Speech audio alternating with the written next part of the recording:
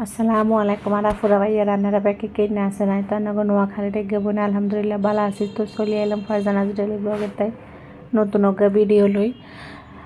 আপনারা কে কে সুইজাল খাইছেন আর কি একটু জানাই নাই কোনো সময় খাই না তো আসলে স্বপ্নের গেছিলাম একটু হালকা বাজার করতাম তো সুইজাল দিয়ে কিনে আনছিলাম আর কি জানি না আসলে খাইতে কীরকম তো ভাবতেছি আঁশ যেহেতু কিনে আনছি আঁশ দিয়ে রান্না করি তো এই যে প্রথমে গিয়ে ফ্রাইপ্যান বইয়ে দিয়েছিলাম ফ্রাইপ্যানের মধ্যে গরম মশলা এই যে ধরেন লঙ্কা এলাচি টেলাচি তারপর তেজপাতা দারচিনি গিন দিছি পেঁয়াজ দিছি তারপর লবণটা দিয়ে দিয়েছি আমি সবসময় লবণটা এরকম দিই তাহলে পেঁয়াজটা একটু সফট হয় তাড়াতাড়ি আর কি তারপরে এই যে 2 টেবিল চামচ আনের আদা রসুন বাটা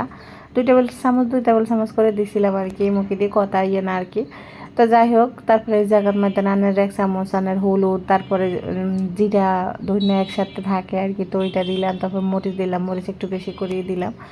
তারপরে এইখান প্যাকেন দিয়ে পানি দিছিলাম অল্প করে পানি দিয়ে বালার মধ্যে একদম লাড়ি সারি ডাকনা দিয়ে রাখছিলাম তো ডাকনা দিয়ে অনেকক্ষণ কষাইছি আর কাছে মনে হয় যে যে কোনো তরকারি বা যে কোনো মাংস জাতীয় আইটেম যত বেশি আনে কষাইবেন তত বেশি আসলে টেস্টটা হয়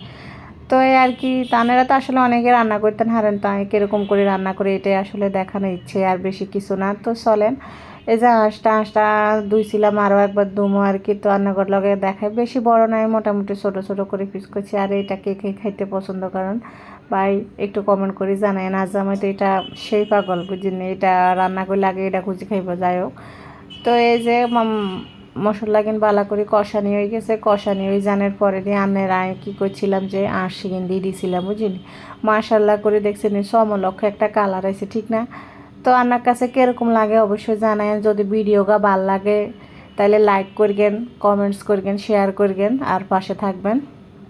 ভালো না লাগলেও সাইডে থান অল্প অল্প করে সাইডে ভালো লাগা ভালোবাসা হয়ে যাবে ইনশাল্লাহ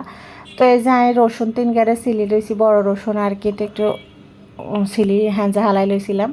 তারপরে দিয়ে দিছিলাম আর কি তারপর সুইজালও দিয়ে দিছিলাম আমি জানি না যে আসলে এটা কোন সময় দেওয়া উচিত তাই একসাথেই দিয়ে দিছিলাম আর কি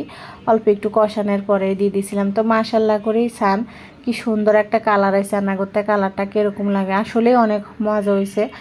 তো এই যে একটু পানি দিয়ে নো বিশ্বাস করবেন আঁশটা রান্নাতে এক ফোঁটা পানিও ব্যবহার করি না আঁশটা কিন্তু সিদ্ধ হয়ে গেছে সিদ্ধ হয়ে একদম সফট হয়ে গেছে এই আর কি তারপর বেশি না মানে মোটামুটি একদম সুন্দর মতোই সিদ্ধ হয়ে গেছে আর কি তারপরে এই যে গরম মশলা দিলাম গরম মশলা দিই আঁশটা সুন্দর করে নামে হেলাইলাম দেখছেন কি সুন্দর একটা কালার হয়েছে খাইতেও মাসাল্লাহ অনেক মজা হয়েছে রান্না করে দেখাই যে দেখছেন খানা প্রায় অনেকটাই শেষ তো এই আর কি আপনার কাছে ভিডিওটা কীরকম লাগছে জানাবেন তো আল্লাহ হাফেজ আসসালামু আলাইকুম।